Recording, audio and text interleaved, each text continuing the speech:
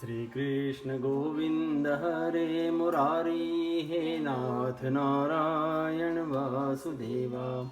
श्री कृष्ण गोविंद हरे मुरारी, हे नाथ नारायण वासुदेवा।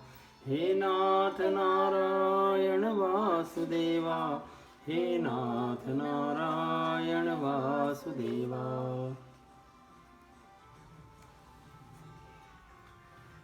श्रीमद् भागवत दशम स्कंद अथ तृतीय अध्याय। भगवान श्री कृष्ण का प्राकट्य। श्री शुकवाच अथ सर्वगुणोपेत काल परम शोभनः यये वाजन जन्मर्क्षम शांतर्क्षग्रह तारकम दिशः प्रसेदुर्गगनम निर्मलोडुगणोदयम महिमंगल भूयिष्ठ पुरग्राम व्रजाकरा। श्री सुखदेव जी कहते हैं, परीक्षित, अब समस्त शुभ गुणों से युक्त बहुत सुहावना समय आया। रोहिणी नक्षत्र था। आकाश के सभी नक्षत्र, ग्रह और तारे शांत सौम्य हो रहे थे। यहाँ पे एक विश्लेषण आता है, जैसे अंतःकरण शुद्ध होने पर उसमें भगवान का आविर्भाव होता है।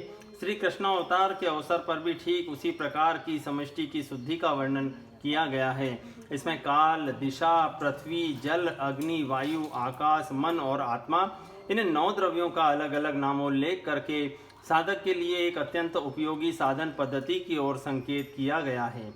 काल क्या है? भगवान काल से परे हैं। शास्त्रों और सत्पुरुषों के द्वारा ऐसा निरूपण सुनकर मानो काल क्रुद्ध हो गया था और रुद्र रूप धारण करके सबको निकल रहा था। आज जब उसे मालूम हुआ कि स्वयं परिपूर्णतम भगवान श्री कृष्ण मेरे अंदर अवतीर्ण हो रहे हैं, तब वह आनंद से भर गया और समस्त सद्गुणों को धारण कर सुहावना बनकर प्रकट हो गया। दिशा, प्राचीन शास्त्रों में दिशाओं को देवी माना गया है। उनके एक एक स्वामी भी होते हैं, जैसे प्राची के इंद्र, प्रतीचि के वरुण आदि। कंस के राज्यकाल में ये देवता पराधीन कैदी हो गए थे। अब भगवान श्री कृष्ण के अवतार से देवताओं की गणना के अनुसार 11-12 दिनों में ही उन्हें छुटकारा मिल जाएगा। इसलिए अपने पतियों के संगम सौभाग्य का अनुसंधान करके देवियां प्रसन्न हो गई। जो देव एवं दिशा के परिच्छेद से रहित हैं, वे ही प्रभु भारत देश के व्रज प्रदेश में आ रहे हैं। यह अपूर्व आनंदोत्सव भी दिशाओं की प्रसन्नता का हेतु है। और दूसरा विश्लेषण आता है, संस्कृत साहित्य में दिशाओं का नाम आशा भी है। दिशाओं की प्रसन्नता का एक अर्थ यह भी है कि अब सत्पुरुषों की आशा अभिलाषा पूर्ण होगी। और तीसरा, विराट पुरुष के अवयव संस्थान का वर्णन करते समय दिशाओं को उनका कान बताया गया है। श्री कृष्ण के अवतार के अवसर पर दिशाएं मानो यह सोचकर प्रसन्न हो गईं कि प्रभु असुर असुधाओं असाधुओं के उपद्रव से दुखी प्राणियों की प्रार्थना सुनने के लिए सतत सावधान हैं। पृथ्वी, पुराणों में भगवान की 2 पत्नियों का उल्लेख मिलता है, एक श्रीदेवी और दूसरा भूदेवी। ये दोनों चल संपत्ति और अचल संपत्ति की स्वामिनी हैं। इनके पति है भगवान, जीव नहीं। जिस समय श्री देवी के निवास स्थान वैकुंठ से उतरकर भगवान भूदेवी के निवास स्थान पृथ्वी पर आने लगे, तब जैसे परदेश से पति के आगमन का समाचार सुनकर पत्नी सज धज कर अगवानी करने के लिए निकलती है, वैसे ही पृथ्वी का मंगलमयी होना, मंगल चिन्हों को धारण करना स्वाभाविक ही है। भगवान के श्री चरण मेरे वक्ष स्थल पर पड़ेंगे। अपने सौभाग्य का ऐसा अनुसंधान करके पृथ्वी आनंदित हो गई। वामन ब्रह्मचारी थे। परशुराम जी ने ब्राह्मणों को दान दे दिया। श्री रामचंद्र ने मेरी पुत्री जानकी से विवाह कर लिया। इसलिए उन अवतारों में से मैं भगवान से जो सुख नहीं प्राप्त कर सकी, वही श्री कृष्ण से प्राप्त करूंगी। यह सोचकर पृथ्वी मंगलमयी हो गई। और चौथा, अपने पुत्र मंगल को गोद में लेकर पति देव का स्वागत करने चली।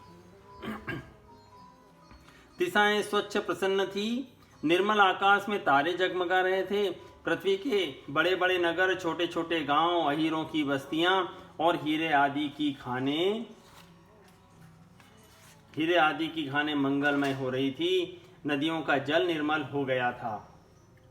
नद्य प्रसन्न सलिलारदा जलरुह श्रिय द्विजालिकुल सन्नादस्तबकापन राजयः भवो वायु सुख स्पर्श पुण्य गंधवः शुचि अग्नयश्च द्विजातीनां शांतास्तत्र समिन्धत।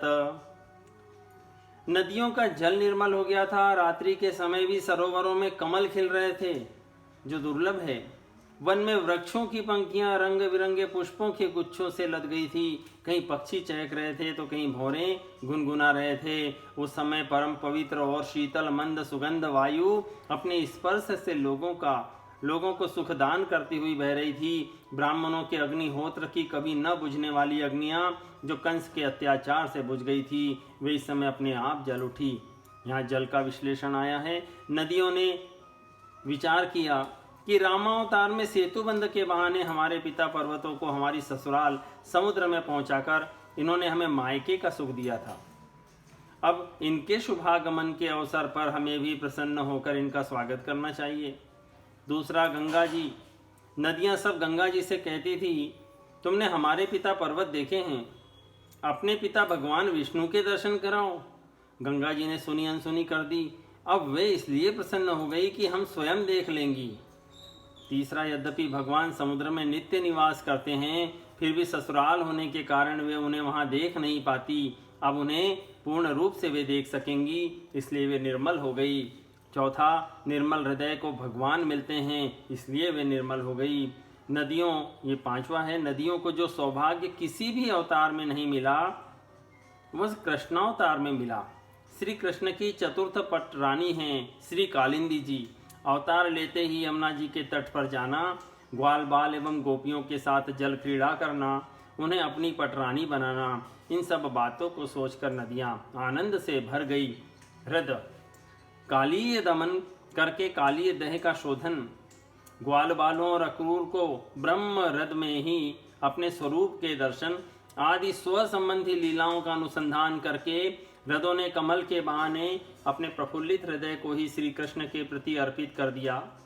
उन्होंने कहा कि प्रभु, भले ही हमें लोग जड़ समझा करें, आप हमें कभी स्वीकार करेंगे। इस भावी सौभाग्य के अनुसंधान से हम सहृदय हो रहे हैं। अग्नि, इस अवतार में श्री कृष्ण ने व्योमासुर तृणावर्त कालीय के दमन से आकाश, वायु और जल की शुद्धि की है। मृदु भक्षण से पृथ्वी की और अग्निपान से अग्नि की। भगवान श्री कृष्ण ने 2 बार अग्नि को अपने मुंह में धारण किया। इस भावी सुख का अनुसंधान करके ही अग्निदेव शांत होकर प्रज्वलित होने लगे। दूसरा, देवताओं के लिए यज्ञ भाग आदि बंद हो जाने के कारण अग्निदेव भी भूखे ही थे। अब श्री कृष्णावतार से अपने भोजन मिलने की आशा से अग्निदेव प्रसन्न होकर प्रज्वलित हो उठे। वायु, उदार शिरोमणि भगवान श्री कृष्ण के जन्म के अवसर पर वायु ने सुख लुटाना आरंभ किया, क्योंकि समानशील से ही मैत्री होती है। जैसे स्वामी के सामने सेवक प्रजा अपने गुण प्रकट करके उसे प्रसन्न करती हैं, वैसे ही वायु भगवान के सामने अपने गुण प्रकट करने लगे। दूसरा, आनंद कंद श्री कृष्णचंद्र के मुखारविंद पर जब श्रम जनित स्वेद बिंदु आ जाएंगे, तब मैं ही शीतल मंद सुगंध गति से उसे सुखाऊंगा। यह सोचकर पहले से ही वायु सेवा का अभ्यास करने लगा। तीसरा, यदि मनुष्य को प्रभु चरणारविंद के दर्शन की लालसा हो तो उसे विश्व की सेवा ही करनी चाहिए। मानो यह उपदेश करता हुआ वायु सबकी सेवा करने लगा। चौथा, रामावतार में मेरे पुत्र हनुमान जी ने भगवान की सेवा की, इससे मैं कृतार्थी हूँ, परंतु इस अवतार में मुझे स्वयं ही सेवा कर लेनी चाहिए। इस विचार से वायु लोगों को सुख पहुँचाने लगा। पांचवा, संपूर्ण विश्व के प्राणवायु ने संपूर्ण विश्व की ओर से भगवान के स्वागत समारोह में प्रतिनिधित्व किया। आकाश की एकता, आधारता, विशालता और समता की उपमा तो सदा से ही भगवान के साथ दी जाती रही, परंतु अब उसकी झूठी नीलिमा भी भगवान के अंग से उपमा देने से चरितार्थ हो जाएगी। इसलिए आकाश ने मानो आनंदोत्सव मनाने के लिए नीले चंदों में हीरे के समान तारों की झालरें लटका ली है। दूसरा, स्वामी के शुभागमन के अवसर पर जैसे सेवक स्वच्छ वेशभूषा धारण करते हैं और शांत हो जाते हैं, इसी प्रकार आकाश के सब नक्षत्र, ग्रह, तारे शांत एवं निर्मल हो गए। वक्रता, अतिचार और युद्ध छोड़कर श्री कृष्ण का स्वागत करने लगे। नक्षत्र, मैं देवकी के गर्भ से जन्म ले रहा हूँ, तो रोहिणी के संतोष के लिए कम से कम रोहिणी नक्षत्र में जन्म तो लेना ही चाहिए। अथवा चंद्रवंश में जन्म ले रहा हूं तो चंद्रमा की सबसे प्यारी पत्नी रोहिणी में ही जन्म लेना उचित है, यह सोचकर भगवान ने रोहिणी नक्षत्र में जन्म लिया। मन योगी मन का निरोध करते हैं, मुमुक्षु निर्विषय करते हैं और जिज्ञासु बाध करते हैं। तत्वों ने तो मन का सत्यानाश ही कर दिया। भगवान के अवतार का समय जानकर उसने सोचा कि अब तो मैं अपनी पत्नी, इंद्रियां और विषय, बाल बच्चे सबके साथ ही भगवान के साथ खेलूंगा। निरोध और बाध से पिंड छूटा, इसी से मन प्रसन्न हो गया। दूसरा, निर्मल को ही भगवान मिलते हैं, इसलिए मन निर्मल हो गया। तीसरा, वैसे शब्द, स्पर्श, रूप, गंध, रस का परित्याग कर देने पे भगवान मिलते हैं। अब तो स्वयं भगवान ही वह सब बनकर आ रहे हैं, लौकिक आनंद भी प्रभु में मिलेगा, यह सोचकर मन प्रसन्न हो गया। चौथा, वसुदेव के मन में निवास करके ये ही भगवान प्रकट हो रहे हैं, वह हमारी ही जाति का है, यह सोचकर मन प्रसन्न हो गया। सुमन पांचवा, देवता और शुद्ध मन को सुख देने के लिए ही भगवान का अवतार हो रहा है, यह जानकर सुमन प्रसन्न हो गए। छठवां, संतों में, स्वर्ग में और उपवन में सुमन, शुद्ध मन, देवता और पुष्प आनंदित हो गए। क्यों न हो, माधव, विष्णु और वसंत का आगमन जो हो रहा है। भाद्र मास भद्र अर्थात कल्याण देने वाला है। कृष्ण पक्ष स्वयं कृष्ण से संबद्ध है। अष्टमी तिथि पक्ष के बीचों बीच संधि स्थल पर पड़ती है। रात्रि योगी जनों को प्रिय है। निशीथ यतियों का संध्याकाल और रात्रि के 2 भागों की संधि है। उस समय श्री कृष्ण के आविर्भाव का अर्थ है अज्ञान के घोर अंधकार में दिव्य प्रकाश। निशानाथ चंद्र के वंश में जन्म लेना है तो निशा के मध्य भाग में अवतीर्ण होना उचित भी है। अष्टमी के चंद्रोदय का समय भी वही है। यदि वसुदेव जी मेरा जात कर्म नहीं कर सकते तो हमारे वंश के आदि पुरुष चंद्रमा समुद्र स्नान करके अपने कर किरणों से अमृत का वितरण करें।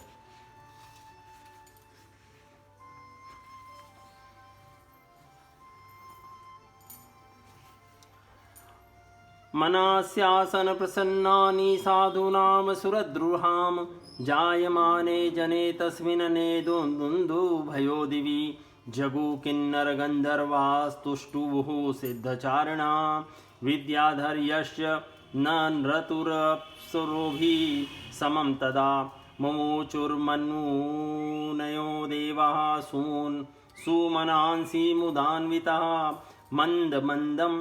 मंदम मंदम जलधरा जगर्जुरनु सागरम।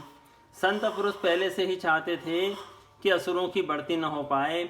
अब उनका मन सहसा प्रसन्नता से भर गया। जिस समय भगवान के आविर्भाव का अवसर आया, स्वर्ग में देवताओं की दुंदुभियां अपने आप बज उठी। किन्नर और गंधर्व मधुर स्वर में गाने लगे तथा सिद्ध और चारण भगवान के मंगलमय गुणों की स्तुति करने लगे। विद्याधरियां अप्सराओं के साथ नाचने लगी। बड़े बड़े देवता और ऋषि मुनि आनंद से भरकर पुष्पों की वर्षा करने लगे। यहाँ फिर उल्लेख आता है गुणाश्रय। ऋषि मुनि और देवता जब अपने सुमन की वर्षा करने के लिए मथुरा की ओर दौड़े तब उनका आनंद भी पीछे छूट गया और उनके पीछे पीछे दौड़ने लगा। उन्होंने अपने, देखिए कितना सुंदर वर्णन है, ऋषि मुनि और देवता जब सुमन की वर्षा करने के लिए मथुरा की ओर दौड़े तब उनका आनंद भी पीछे छूट गया और आनंद उनके पीछे पीछे दौड़ने लगा। उन्होंने अपने निरोध और बाध संबंधी सारे विचार त्याग कर मन को श्री कृष्ण की ओर जाने के लिए मुक्त कर दिया, उन पर न्योछावर कर दिया। निशिथे तमुद्भूते जायमाने जनार्दने देवक्याम देवरूपिण्या विष्णु सर्वगुहाशय अवीरासीद यथा प्राच्याम दिशीन्दुरिव पुष्कल तद्मुतम बालकमम्बुजे क्षणं चतुर्भुजं शङ्खगदायुधायुधं श्रीवत्सलक्ष्मं गलशोभिकौस्तुभं पीताम्बरं सान्द्रपयोधसौभगं महाहर्वैदूर्यकिरीटकुण्डलत्विषा परिष्वक्तसहस्रकुन्तलम् उद्धामकाञ्चङ्ग दकङ्कणादिभिः विरोचमानं वसुदेव ऐक्षत सविस्मयोत्फुल्लविलोचनो हरिं सुतं विलोक्यानदुन्दुभिस्तदा कृष्णावतारोत्सवसम्भ्रमो स्पर्शन् मुदा द्विभेज्यो युत माप्लुतो गवाम्। जल से भरे हुए बादल समुद्र के पास जाकर धीरे धीरे गर्जना करने लगे। फिर यहाँ देखिए, मेघ समुद्र के पास जाकर मंद मंद गर्जना करते हुए कहते, जलनिधे, यह तुम्हारे उपदेश पास आने का फल है कि हमारे पास जल ही जल हो गया। अब ऐसा कुछ उपदेश करो जैसे तुम्हारे भीतर भगवान रहते हैं वैसे हमारे भीतर भी रहें। चारों ओर अंधकार का, जन्म मृत्यु के चक्र से छुड़ाने वाले जनार्दन के अवतार का समय था निशीत। चारों ओर अंधकार का साम्राज्य था। उसी समय सबके हृदय में विराजमान भगवान विष्णु देव रूपिणी देवकी के गर्भ से प्रकट हुए, जैसे पूर्व दिशा में 16 कलाओं से पूर्ण चंद्रमा का उदय हो गया हो। वसुदेव जी ने देखा, उनके सामने एक अद्भुत बालक है। उसके नेत्र कमल के समान कोमल और विशाल है। 4 सुंदर हाथों में शंख चक्र गदा और कमल लिए हुए हैं। वक्षस्थल पर श्रीवत्स का चिन्ह, अत्यंत सुंदर सुवर्णमयी रेखा है। गले में कौस्तुभ मणि झिलमिला रही है। वर्षाकालीन मेघ के समान परम सुंदर श्यामल शरीर पर मनोहर पीतांबर फहरा रहा है। बहुमूल्य वैदुर्य मणि के किरीट और कुंडल की कांति से सुंदर सुंदर घुंघराले बाल सूर्य की किरणों के समान चमक रहे हैं। कमर में चमचमाती करधनी की लड़ियां लटक रही हैं। बाहों में बाजूबंद और कलाइयों में कंकण शोभायमान हो रहे हैं। इन सब आभूषणों से सुशोभित बालक के अंग अंग से अनोखी छटा छिटक रही है। जब वसुदेव जी ने देखा कि मेरे पुत्र के रूप में तो स्वयं भगवान ही आए हैं, तब पहले तो उन्हें असीम आश्चर्य हुआ। फिर आनंद से उनकी आंखें खिल उठी। उनके रोम रोम परमानंद में मग्न हो गया। श्री कृष्ण का जन्मोत्सव मनाने की उतावली में उन्होंने उसी समय ब्राह्मणों के लिए 10,000 गायों का संकल्प कर दिया। बादल समुद्र के पास जाते हैं, फिर से एक उल्लेख आता है और कहते हैं कि समुद्र, तुम्हारे हृदय में भगवान रहते हैं, हमें भी उनका दर्शन प्यार प्राप्त करवा दो। समुद्र उन्हें थोड़ा सा जल देकर कह देता, अपनी उत्ताल तरंगों से ढकेल देता, जाओ अभी विश्व की सेवा करके अंतःकरण शुद्ध करो, तब भगवान के दर्शन होंगे। स्वयं भगवान मेघ श्याम बनकर समुद्र से बाहर ब्रज में आ रहे हैं। हम धूप में उन पर छाया करेंगे, अपनी फुइयां बरसा कर जीवन न्यौछावर करेंगे और उनकी बांसुरी के स्वर पर ताल देंगे। अपने इस सौभाग्य का अनुसंधान करके बादल समुद्र के पास पहुंचे और मंद मंद गर्जना करने लगे। मंद मंद इसलिए कि यह ध्वनि प्यारे श्री कृष्ण के कानों तक न पहुंच जाए। अथैनमस्तोदवधार्य पूरुषं परम नतांग कृतधी कृतांजलि स्वरोचिषा भारत सूतिकाग्रम विरोचयन्तम गतभिः प्रभाववित्। वसुदेवोवाच विदितोऽसि भवान् साक्षात् पुरुष प्रकृते पर केवलानुभवानंद स्वरूप सर्वबुद्धिद्रक स एव स्वप्रकृत्येदं सृष्टवाग्रे त्रिगुणात्मकं तदनं त्वं प्रविष्टः इव भाव्यसे। यथे मे विकृता भावास्तथा ते विकृतः सह नानावीर्या पृथक् भूता विराजम जनयन्ति सन्निपत्य समुत्पाद्य दृश्यन्तेऽनुगता इव प्रागेव विद्यमानस्त्वान् तेषामिह सम्भवः। एवं भवान् बुद्ध्यनुमेयलक्षणे ग्राहोर्गुणे सन्नपि तद्गुणान् ग्रह अनावृतत्वाद् बहिरन्तरं न ते सर्वस्य सर्वात्मना आत्मवस्तुनः।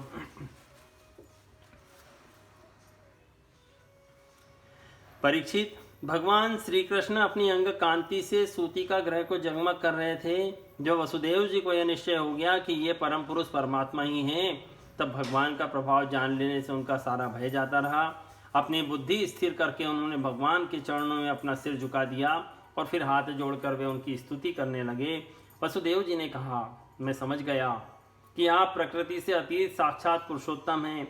आपका स्वरूप है केवल अनुभव और केवल आनंद। आप समस्त बुद्धियों के एकमात्र साक्षी हैं। आप ही सर्ग के आदि में अपनी प्रकृति से इस त्रिगुण में जगत की सृष्टि करते हैं, फिर उसमें प्रविष्ट न होने पर भी आप प्रविष्ट के समान जान पड़ते हैं। जैसे जब तक महतत्व आदि के कारण तत्व पृथक पृथक रहते हैं, तब तक उनकी शक्ति भी पृथक पृथक होती है। जब वे इंद्रियादि 16 विकारों के साथ मिलते हैं, तभी इस ब्रह्मांड की रचना करते हैं और इसे उत्पन्न करके इसी में अनुप्रविष्ट से जान पड़ते हैं। परंतु सच्ची बात तो यह है कि वे किसी भी पदार्थ में प्रवेश नहीं करते। ऐसा होने का कारण यह है कि उनसे बनी हुई जो भी वस्तु है उसमें वे पहले से ही विद्यमान रहते हैं। ठीक वैसे ही बुद्धि के द्वारा केवल गुणों के लक्षणों का ही अनुमान किया जाता है और इंद्रियों के द्वारा केवल गुणमय विषयों का ही ग्रहण होता है। यद्यपि आप उनमें रहते हैं फिर भी उन गुणों के ग्रहण से आपका ग्रहण नहीं होता। इसका कारण यह है कि आप सब कुछ हैं, आप सबके अंतर्यामी हैं और परमार्थ सत्य आत्म स्वरूप हैं। गुणों का आवरण आपको ढक नहीं सकता, इसलिए आप में न बाहर है न भीतर। फिर आप किसमें प्रवेश करेंगे? इसलिए प्रवेश न करने पर भी आप प्रवेश किए हुए के समान दिखते हैं।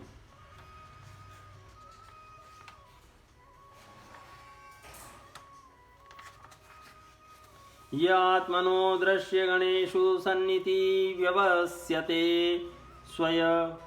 स्वव्यतिरेकतो बुध विनानुवादं न च तन्मनीषितं सम्यग् यतस्त्यक्तमुपाददत पुमान् त्वत्तोऽस्य जन्म स्थिति संयमान विभो वन्दत्यनिहाद गुणाद विक्रियात् त्वैश्वरे ब्रह्मणि नो विरुध्यते त्वदाश्रयत्वादुपचर्यते गुणैः सत्त्वं त्रिलोकस्थितये स्वमायया बिभर्षि शुक्लं खलु वर्णमात्मनः सर्गाय रक्तं रजसोपब्रहितं कृष्णं च वर्णं तमसा जनात्ये त्वमस्य लोकस्य विभोररक्षिषु ग्रहेरवतीर्णोऽसि ममाखिलेश्वर राजन्यसंज्ञा सुरकोटियूथपे निर्व्यूह्यमाना निहनिष्यसे चमुः अयं त्वसभ्यस्तव जन्म नो ग्रहे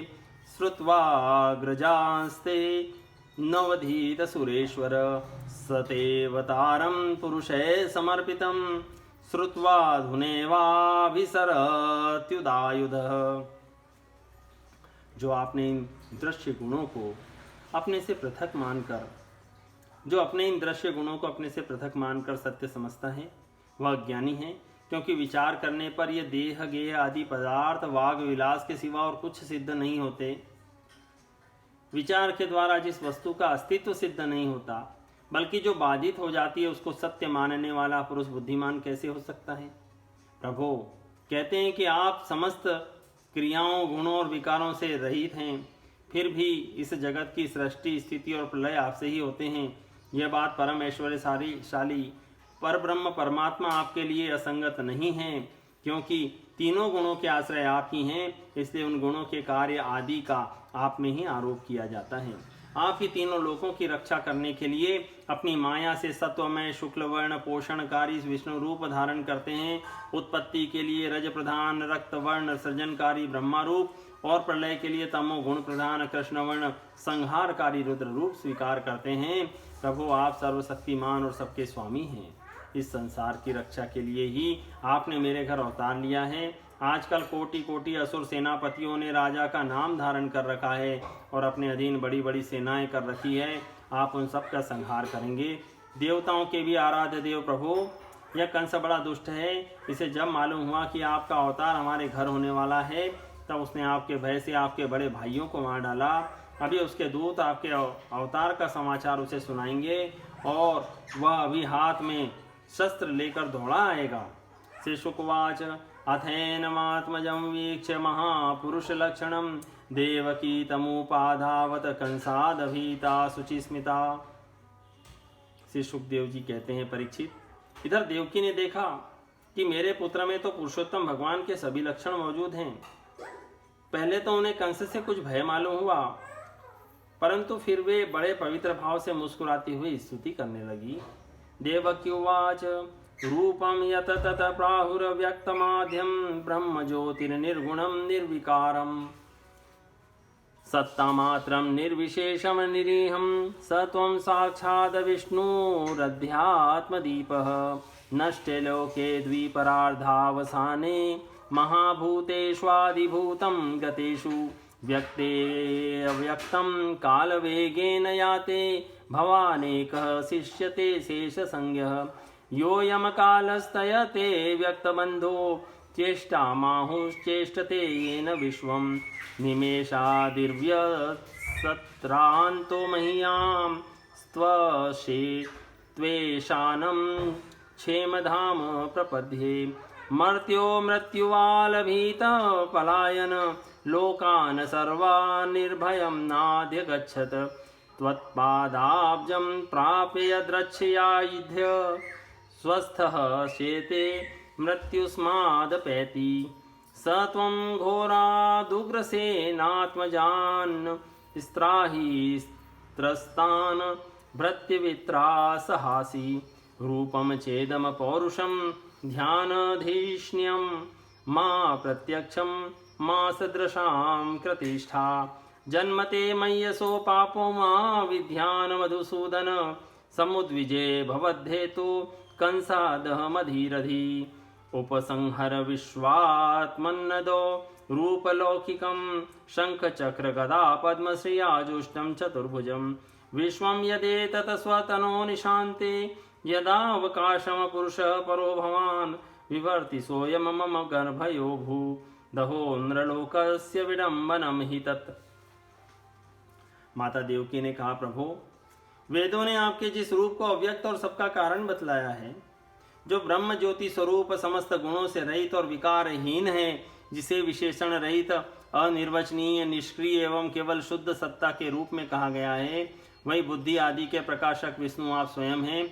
जिस समय ब्रह्मा की पूरी आयु 2 परार्ध समाप्त हो जाते हैं, काल शक्ति के प्रभाव से सारे लोक नष्ट हो जाते हैं, पंच महाभूत अहंकार में, अहंकार महतत्व में और महतत्व प्रकृति में लीन हो जाता है, उस समय एकमात्र आप ही शेष रह जाते हैं। और इसी से आपका एक नाम शेष भी है। प्रकृति के एकमात्र सहायक प्रभु, निमेष से लेकर वर्ष पर्यंत अनेक विभागों में विभक्त जो काल है, जिसकी चेष्टा से संपूर्ण विश्व सचेष्ट हो रहा है और जिसकी कोई सीमा नहीं है, वह आपकी लीला मात्र है। आप सर्वशक्तिमान और परम कल्याण के आश्रय हैं। मैं आपकी शरण लेती हूँ। प्रभु, यह जीव मृत्युग्रस्त हो रहा है। यह मृत्यु रूप कराल व्याल से भयभीत होकर संपूर्ण लोक लोकांतरों में भटकता रहा है, परंतु इसे कभी कहीं भी ऐसा स्थान न मिल सका जहाँ यह निर्भय होकर रहे। आज बड़े भाग्य से इसे आपके चरणारविंदों की शरण मिल गई, अतः अब यह स्वस्थ होकर सुख की नींद सो रहा है। औरों की तो बात ही क्या, स्वयं मृत्यु भी इससे भयभीत होकर भाग गई है। प्रभु, आप हैं सर्व भक्त भयहारी।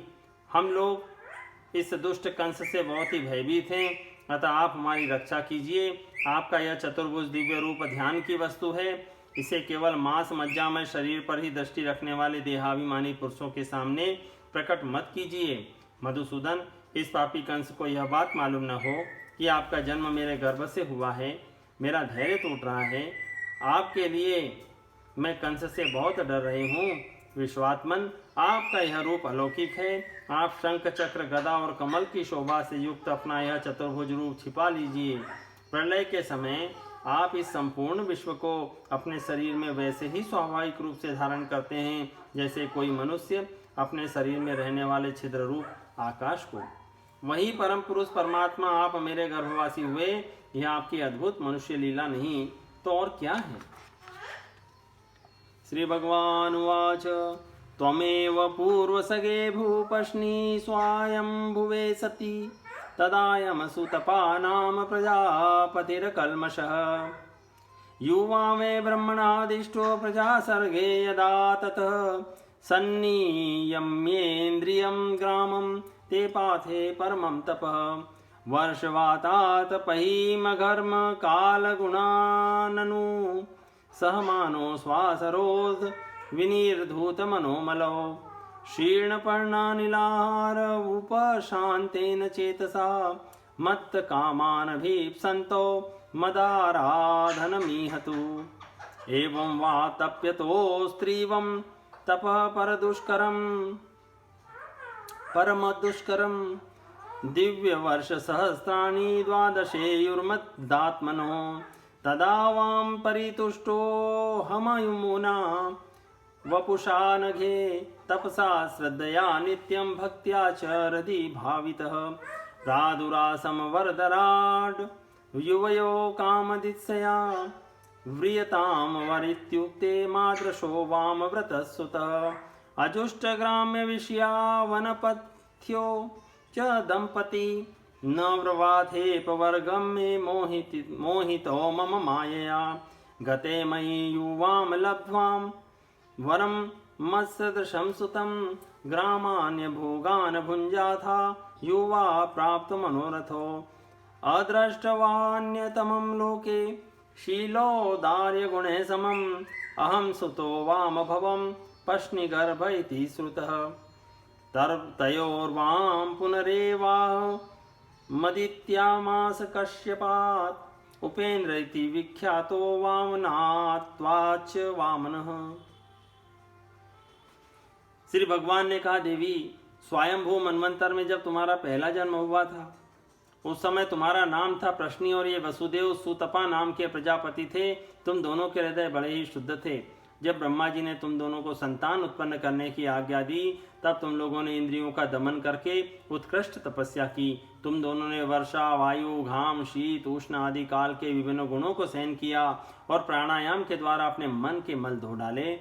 तुम दोनों कभी सूखे पत्ते खा लेते, कभी हवा पीकर ही रह जाते। तुम्हारा चित्त बड़ा शांत था। इस प्रकार तुम लोगों ने मुझसे अभीष्ट वस्तु प्राप्त करने की इच्छा से मेरी आराधना की। मुझ में चित्त लगाकर ऐसा परम दुष्कर और घोर तप करते करते देवताओं के 12,000 वर्ष बीत गए। पुण्यमयी देवी, उस समय मैं तुम दोनों पर प्रसन्न हुआ क्योंकि तुम दोनों ने तपस्या, श्रद्धा और प्रेममयी भक्ति से अपने हृदय में नित्य निरंतर मेरी भावना की थी। उस समय तुम दोनों की अभिलाषा पूर्ण करने के लिए वर देने वालों का राजा मैं इसी रूप में तुम्हारे सामने प्रकट हुआ। जब मैंने कहा कि तुम्हारी जो इच्छा हो मुझसे मांग लो, तब तुम दोनों ने मेरे जैसा पुत्र मांगा। उस समय तक विषय भोगों से तुम लोगों का कोई संबंध नहीं हुआ था, तुम्हारे कोई संतान भी न थी। इसलिए मेरी माया से मोहित होकर तुम दोनों ने मुझसे मोक्ष नहीं मांगा।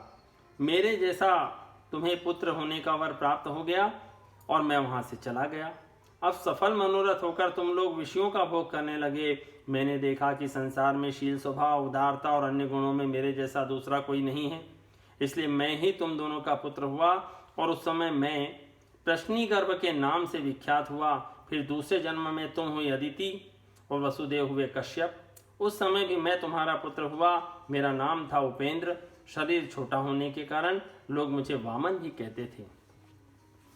ततीयेऽस्मिन् भवेऽहं ते तेनेव वपुषाथवाम् जातो भूयस्तयोरेव सत्यं मे व्याहृतं सति एतद्वा दर्शितं रूपं प्राग्जन्म स्मरणाय मे नान्यथा मद्भवं ज्ञानं मर्त्यलिङ्गेन जायते युवा मा पुत्रभावेन ब्रह्मभावेन चास्कृत चिंतयन्तो कृतस्नेहो यास्येथे मदगतिं पराम। सती देव की, तुम्हारी इस तीसरे जन्म में भी मैं उसी रूप से फिर तुम्हारा पुत्र हुआ हूँ। मेरी वाणी सर्वदा सत्य होती है। मैंने तुम्हें अपना यह रूप इसलिए दिखला दिया कि तुम्हें मेरे पूर्व अवतारों का स्मरण हो जाए। यदि मैं ऐसा नहीं करता तो केवल मनुष्य शरीर से मेरे अवतार की पहचान नहीं हो पाती। तुम दोनों मेरे प्रति पुत्र भाव तथा निरंतर ब्रह्म भाव रखना। इस प्रकार वात्सल्य, स्नेह और चिंतन के द्वारा तुम्हें मेरे परम पद की प्राप्ति होगी। श्री शुकुवाच इत्युक्तासीदरिस्तूष्णी भगवान् आत्ममायया पित्रो संपश्यतो सद्यो बभूव प्राकृतः शिशु ततश्च शौरिर्भगवत प्रचोदितः सुतं समादाय च स सूतिकागृहात् यदा बहिर्गन्तुमीश तर्ह्यजा या योगमाया जनिनन्दजायया तया रत प्रयत्त प्रत्यय सर्ववृत्तिषु द्वास्तेषु पौरेष्वपि शायितेष्वथ द्वारस्तु सर्वा विहिता दुरत्यया बृहत् कपाटाय सकील श्रृंखलहे ता कृष्णवाहे वसुदेवागते स्वयं व्यवर्यन्त यथा तमोरवे।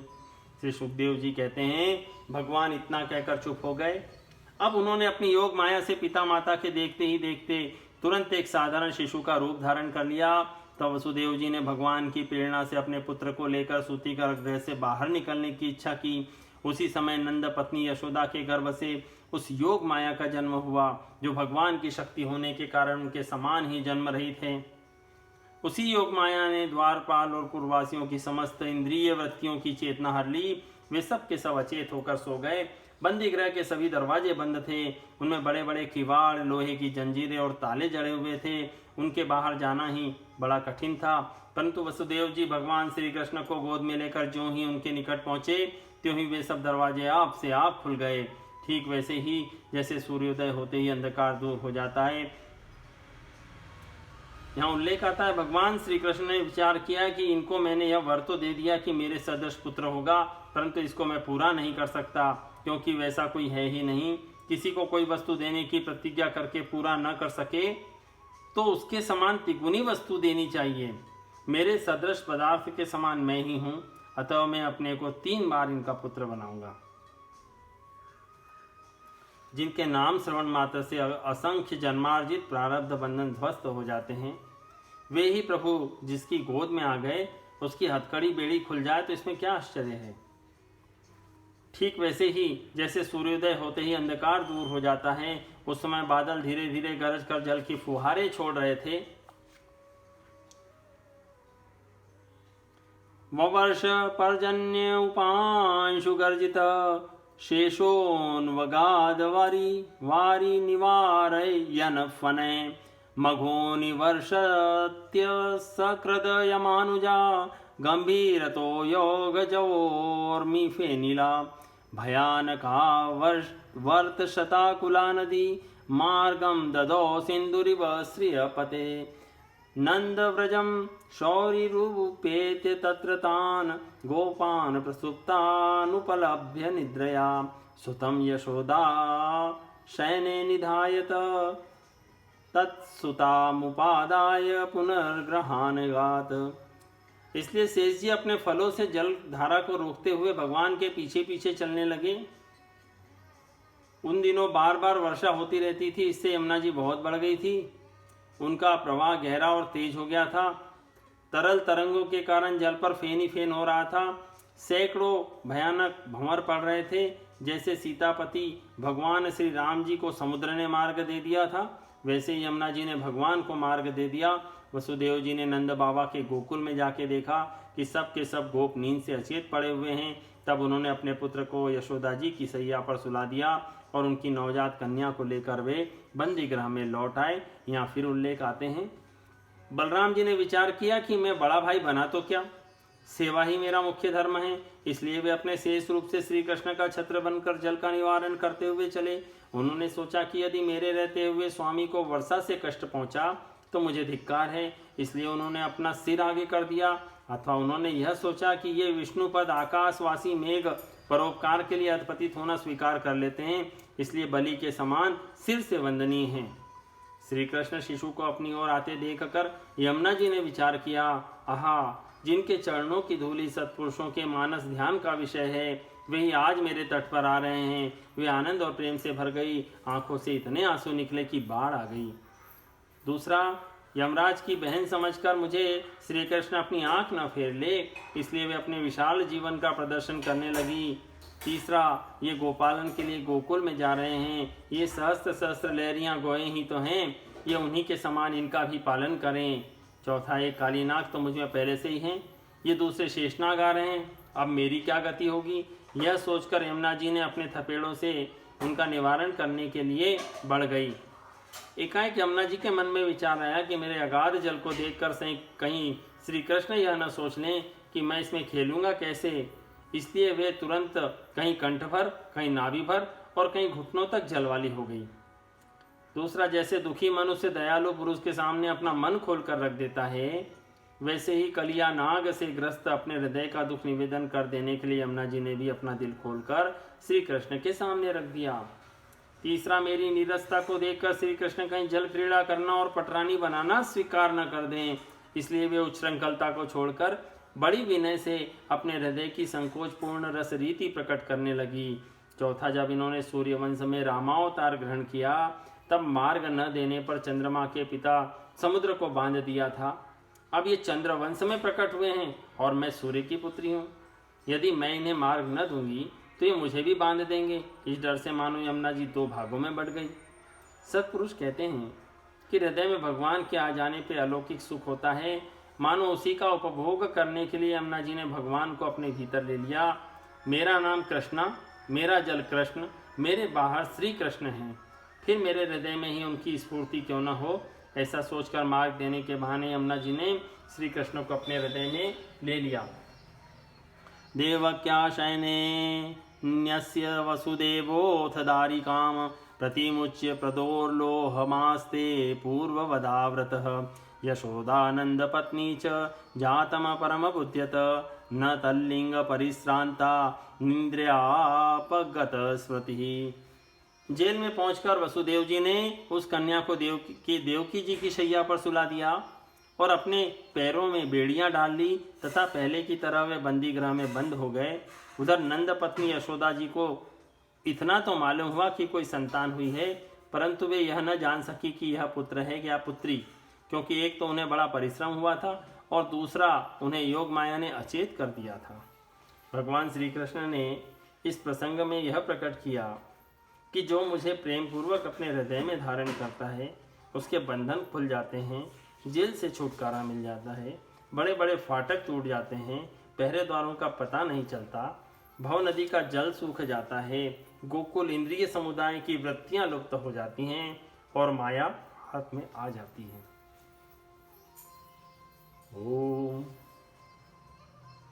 इति श्रीमद्भागवते महापुराणे पारमहंस्यां संहितायां दशम स्कंदे पूर्वार्धे कृष्ण जन्मनि तृतीयोऽध्याय संपूर्णम्।